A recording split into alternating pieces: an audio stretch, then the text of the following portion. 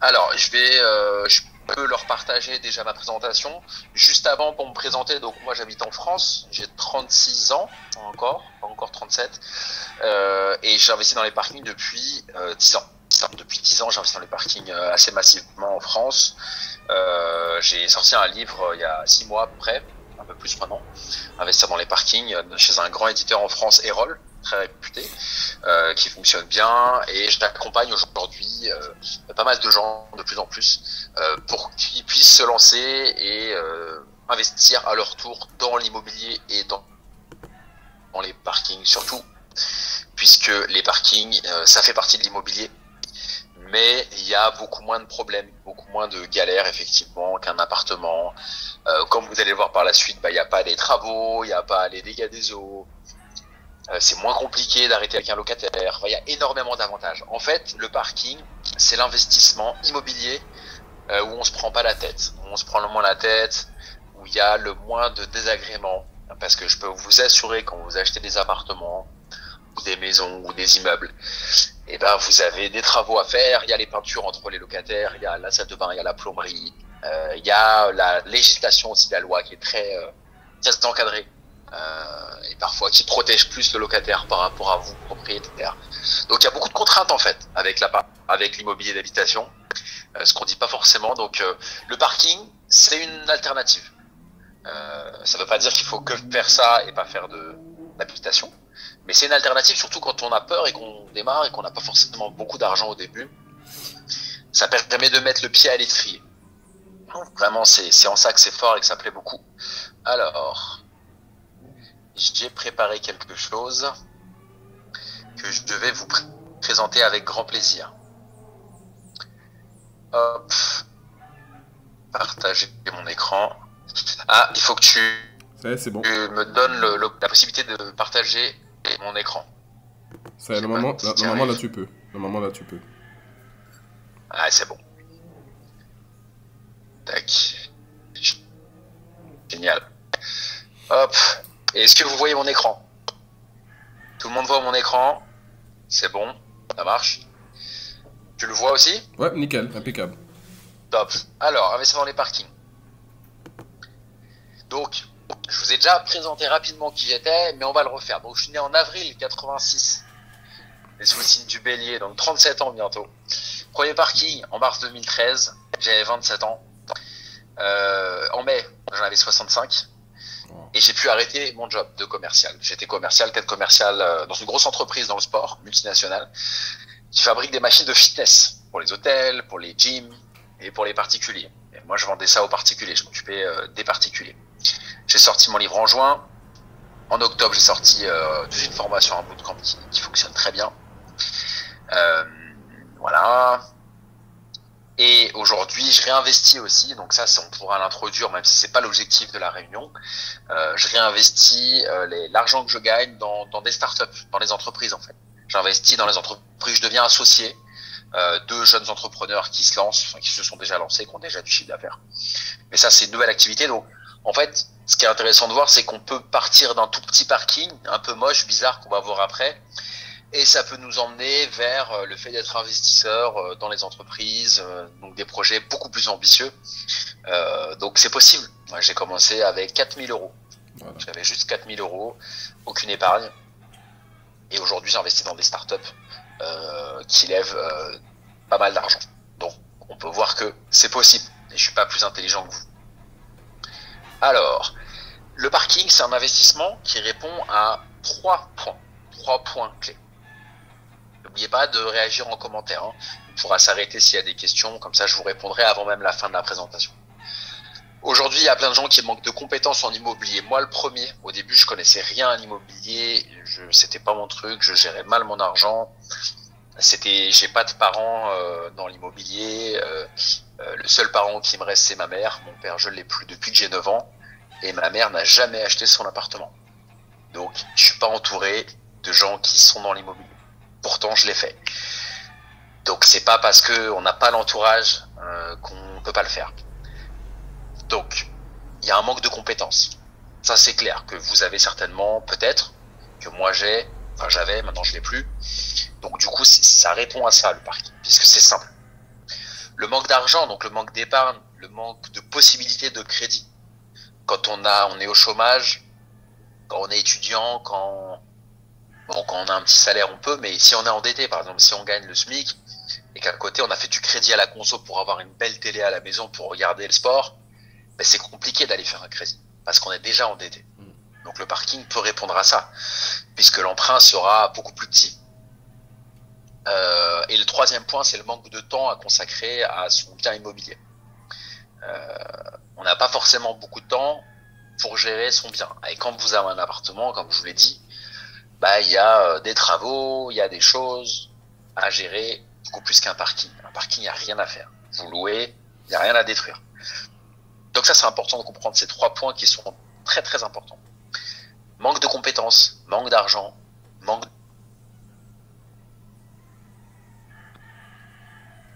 Alors, constat de départ. Le pouvoir d'achat qu'on a, il se casse la gueule d'année en année. Malheureusement, il y a une inflation que vous connaissez tous. Quand on va faire des courses dans le supermarché, on voit que tout augmente, peu importe où vous êtes dans le monde. Ça augmente, c'est compliqué. Donc si vous faites rien, si vous investissez pas, IMO, crypto, bourse, peu importe, je juge pas, mais si vous faites rien, bah vous allez forcément vous appauvrir. C'est mathématique. Donc le parking, c'est un moyen qui est rassurant, facile, j'aurais pu mettre facile, de se lancer lorsqu'on débute en immobilier. Voilà, ça c'est important, ça je l'aime bien, je voulais la mettre. Ce qu'il faut pas, c'est que vous ayez tous vos revenus qui viennent d'une seule source. Par exemple, si vous êtes salarié et que vous avez 100% de vos ressources financières qui viennent de votre employeur, bah, c'est compliqué. Puisque si vous perdez votre emploi, bon, bah, vous allez être en difficulté. Peut-être que vous aurez des aides sociales comme le chômage, etc. Mais c'est compliqué. En revanche, si vous perdez votre emploi ou vous quittez votre emploi et qu'à côté de ça, vous avez 1000 euros ou 500 euros ou 300 euros de loyer qui tombent tous les mois avec des parkings, bah, ça va mieux. Ça va mieux. Donc c'est pour ça qu'il faut vraiment, ça c'est un conseil que je vous donne, urgente, de penser à avoir plusieurs sources de revenus. Moi c'est ce que j'ai fait et ça m'a permis de pouvoir quitter mon emploi alors que j'avais un emploi de cadre en France métropolitaine bien payé. Surtout qu'on rappelle quand même que tu as démarré, tu le disais au début, uniquement avec 4000 euros. Je veux dire, il n'y a pas Ah besoin oui, aujourd'hui d'avoir j'ai ni du démarré, 30 000, j'avais rien. ni du 50 J'avais 000. 4000 euros. Voilà. J'avais rien. J'avais 4000 euros. 4000 euros. Et c'était un miracle parce que je gérais mal mon argent. J'avais aucune notion tu vois, de gestion financière, d'épargne. J'étais pas le bon exemple à l'époque. Donc, j'avais pas d'héritage de parents qui me donnent de l'argent, etc. J'étais pas dans ce contexte du tout. Alors, constat de départ numéro 2. Pourquoi la majorité des gens n'investissent pas? Bah, c'est simple, parce qu'en fait, la première marche, elle est trop haute. C'est vrai que ça fait peur, c'est normal. Tout de suite d'acheter un appartement, je sais pas, on va te donner un montant, on va dire 150 000 euros. Tout de suite de mettre 150 000 euros, bah, ça fait peur parce qu'on se dit, waouh, si j'achète quelque chose qui va pas se louer, je vais mal dormir la nuit. Alors que si on fait un investissement à 15 000 euros avec un parking, donc 10 fois moins cher, c'est quand même un peu plus rassurant. Donc c'est pour ça que les gens ils se lancent pas. Il y a 2 choses pourquoi les gens se lancent pas. Moi j'ai le recul parce que ça fait un moment que je les accompagne maintenant. Parce qu'ils se sentent seuls. Et c'est tout l'intérêt du live qu'on fait maintenant. C'est justement pour vous faire comprendre que il faut participer à des lives, il faut comprendre, il faut faire partie d'une communauté, d'un groupe, que ce soit sur Facebook, dans des lives, etc. Donc les gens se sentent seuls, ils ont peur, c'est normal. Et le premier step, la première marche, c'est trop haut. Ça, c'est les 2 points. Donc les atouts accessibles, pas chers, des quelques milliers d'euros, rentables. C'est entre 5 et 15% en fonction de si vous louez une voiture. On peut voir par la suite qu'on va mettre aussi des motos et des scooters dans les parkings. Et c'est simple à gérer. Rien à détruire, pas de contraintes imposées par la loi Allure. La loi Allure, qu'est-ce que c'est? C'est une loi en fait qui a été érigée en France et qui est hyper contraignante pour le propriétaire. notamment dans la loi Allure, il y a pas mal de choses qui vont bloquer le propriétaire. Ça va inclure euh, des contraintes sur la caution, sur les trêves hivernales. Si quelqu'un ne paye pas l'hiver, on ne peut pas le mettre dehors. Euh, Il y a pas mal de choses, on ne peut pas faire ce qu'on veut en fait. Alors que le parking, c'est ce qu'on appelle le code civil. C'est le code civil qui régit le parking. Donc le parking, vous pouvez dire à votre locataire, tu dois me payer 1 an d'avance, la caution, ça doit être 3 mois ou 2 mois ou zéro caution. Il peut y avoir un contrat de location ou pas de contrat de location. On fait ce qu'on veut. C'est vraiment, on fait ce qu'on veut. On décide ensemble ce qu'on fait. Ça, c'est une très grosse différence. Force, faiblesse, opportunité, menace. Les forces, ticket d'entrée faible, pas cher. Crédit immobilier, crédit conso. On peut faire du crédit pour du parking, même IMO. Facile à comprendre. Faiblesse, ça va être la fiscalité peut-être des revenus fonciers. Les revenus fonciers, ça va être par rapport à ce que vous gagnez, vos revenus, la tranche marginale d'imposition, TMI. Et ensuite, il faut rajouter les cotisations. Dans un premier temps, acheter en propre, sauf si vous avez des très gros revenus salariés. Et si vous avez des gros revenus, vous pouvez créer une société civile immobilière, une SCI, à l'impôt sur les sociétés. Et dans ce cas-là, vous êtes en société. Donc vous serez imposé comme une entreprise. Si vous faites moins de 38 000 euros de bénéfices par an, ce sera que 15%. Donc on démarre en perso. Et ensuite, si on veut poursuivre dans le parking, on peut créer une société. Je rentre pas trop dans le détail, mais voilà, c'est important que vous ayez cette information. Et un bébé, c'est pas le mien. C'est à côté. Faiblesse, besoin d'un nombre important de parking pour en vivre, oui, effectivement. Bon, peut-être qu'il faut 10, 15, 20 parkings pour en vivre. Mais il y a un point positif là-dedans. En fait, c'est pas vraiment une faiblesse. C'est que on dilue le risque. C'est-à-dire, je vous donne un exemple très concret. Si vous avez 1000 euros de revenus locatifs, de loyer, avec un appartement, vous vous dites peut-être, c'est bien, j'ai un seul locataire. Vous avez 1000 euros avec 5 places de parking, ou 10 places de parking. Vous dites, oh là là, ça va être du travail. Mais en fait, c'est mieux d'avoir 1000 euros avec 10 places de parking. Je vais vous dire pourquoi. Parce que si vous avez 1000 euros avec 10 places de parking à 100 euros par mois, s'il y a une personne qui ne paye pas le loyer, il vous reste 900. En revanche, si vous mettez tous vos deux dans le même panier avec un seul appartement, si vous tombez sur un mauvais payeur, là vous avez plus d'argent. Et si à côté il y a un crédit ou des charges, là c'est un problème. Donc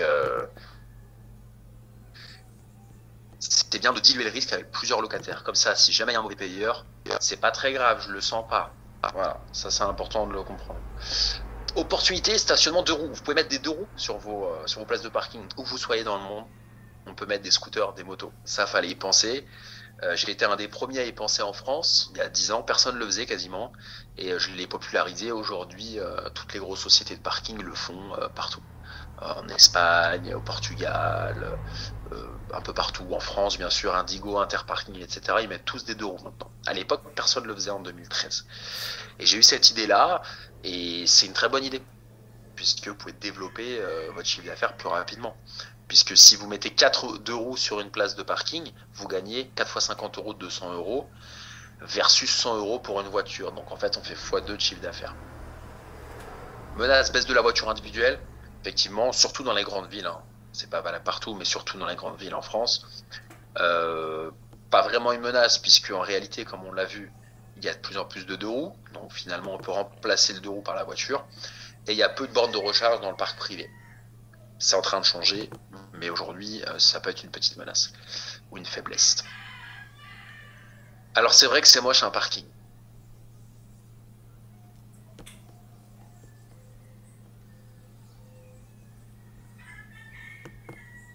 Alors, il y a une petite interruption, je pense que c'est un problème de connexion du côté d'Alexandre. Mais c'est déjà vraiment intéressant la manière dont il présente les choses et il nous parle un petit peu de son vécu. Hein.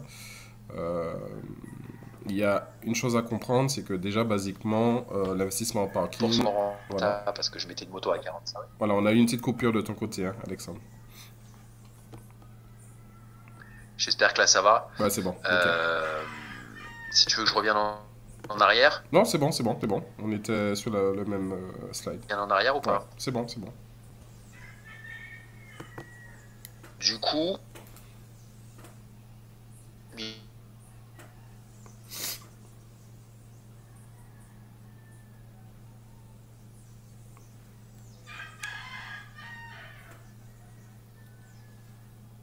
Ah, on a encore un souci de connexion, ou je sais pas si c'est de mon côté. Alexandre?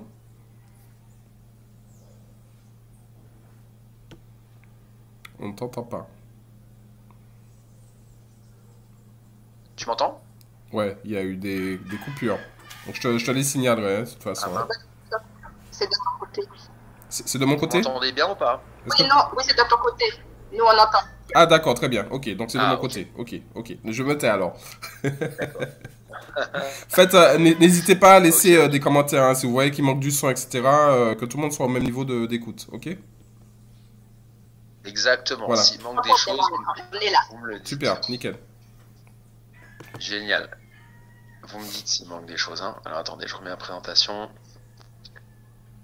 Je suis un peu perturbé. Alors attends. Un instant.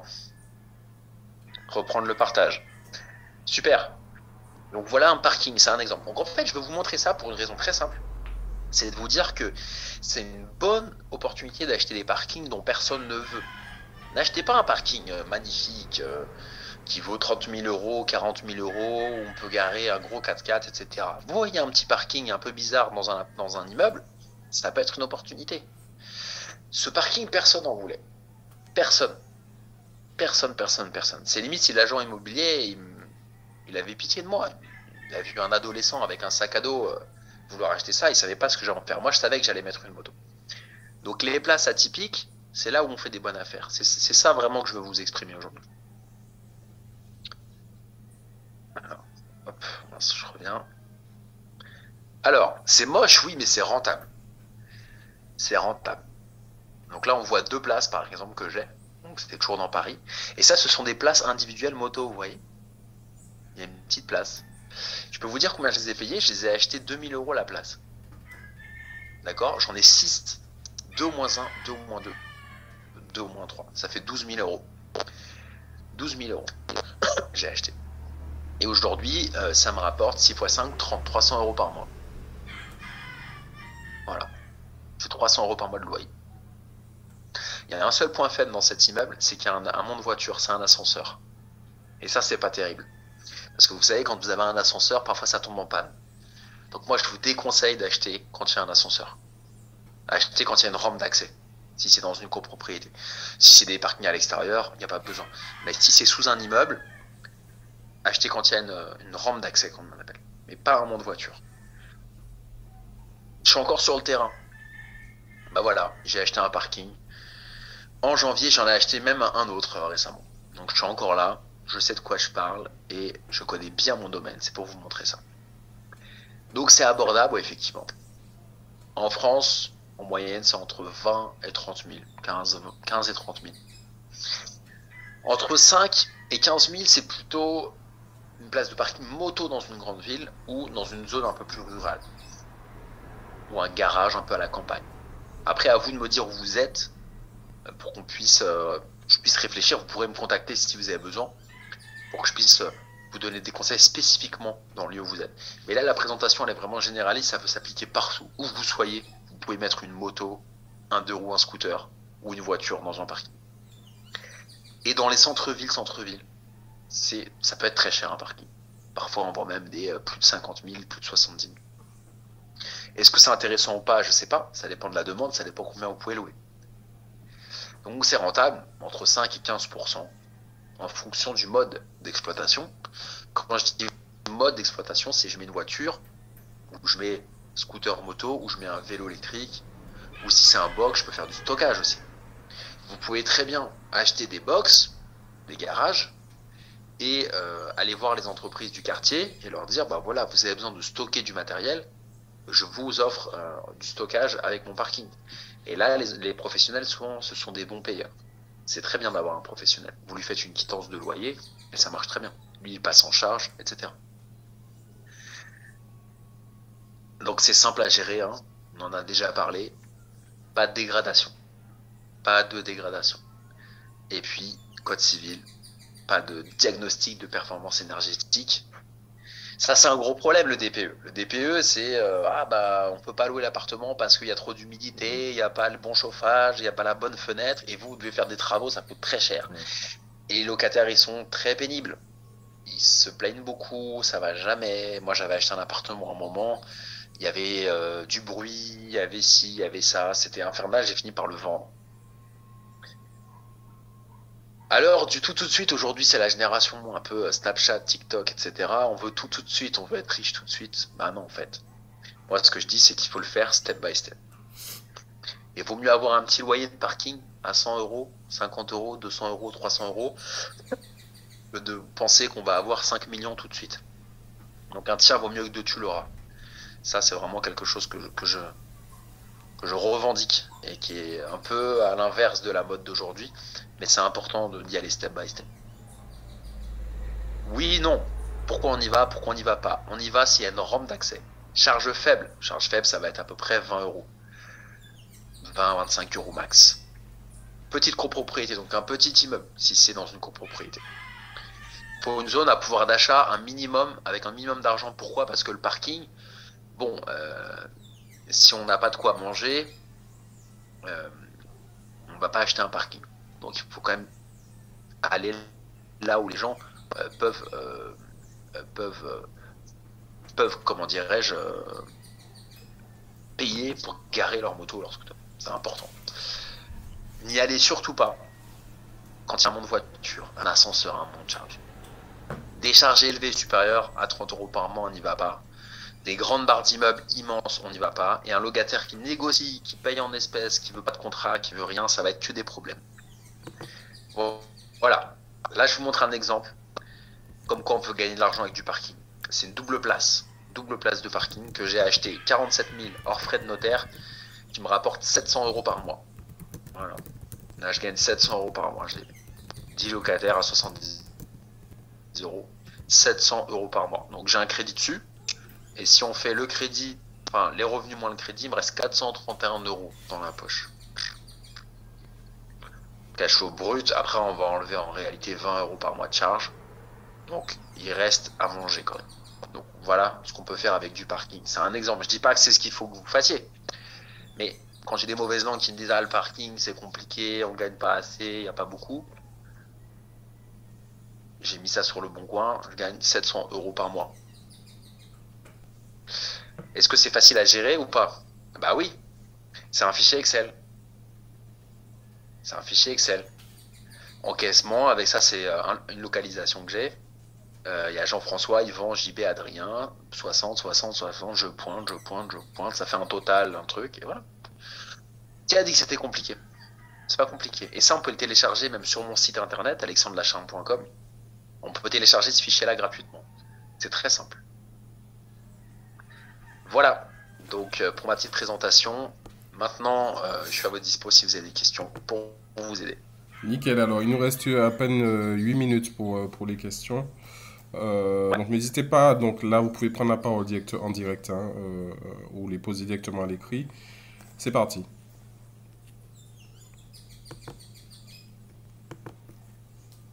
Alors, j'ai une question. Oui, bonjour, Bayal. Société Bayal Location. Je fais de la location saisonnière. Ok. Et je demande des biens que je loue, des appartements. Et là, vous m'avez donné une petite idée pour louer mon garage, notre garage. Ok.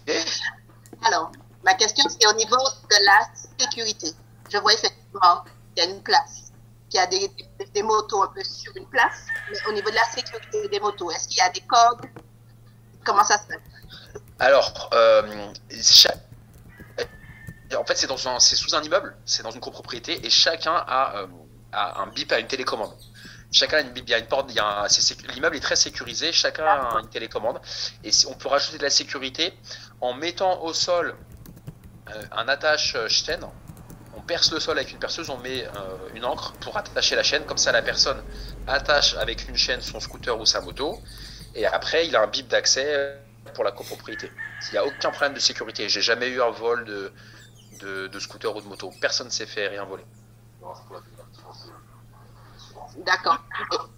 Autre question. Est-ce qu'il y a une assurance dans le cas où il y a un problème sur le parking? L'assurance, c'est l'assurance du propriétaire de la moto ou bien vous êtes concerné? Alors, c'est une bonne question. C'est l'assurance du propriétaire de la moto. Sinon, les parties, s'il y a un incendie ou quoi, c'est l'assurance de la copropriété, des parties communes. Vous, en tant que propriétaire, vous n'avez pas à prendre une assurance spécifique pour votre place, parce que c'est une place ouverte. Donc, c'est l'assurance de la copropriété. Et sinon, votre client, votre locataire, il doit prévenir son assureur en disant ma moto ne sera pas dans la rue, mais ma moto sera garée à tel endroit.